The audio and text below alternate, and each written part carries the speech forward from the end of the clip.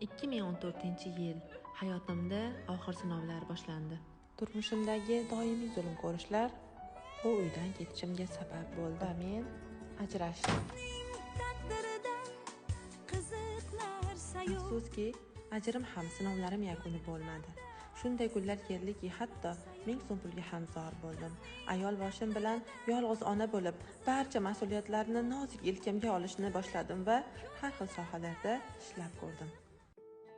So'ngra Alloh menga hijoma ilmini yuqtirdi va hijoma kasbini o'rganib, insonlarga foydam tegishni boshladi.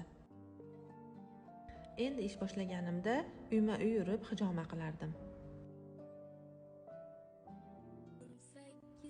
Bu orada duolarimda so'ragan juft halolimni uchratdim va biz turmush qurdik.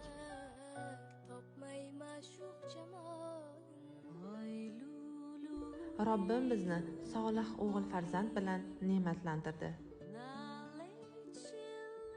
O'z diqqatimni yana ham sohamni chuqurroq o'rganishga va bu ilmni boshqalarga o'rgatishga muvaffaq bo'ldim.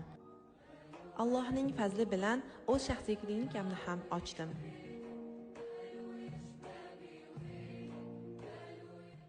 Bir qiyinchilikdan keyin 2 karra xursandchilik borligiga ishondim.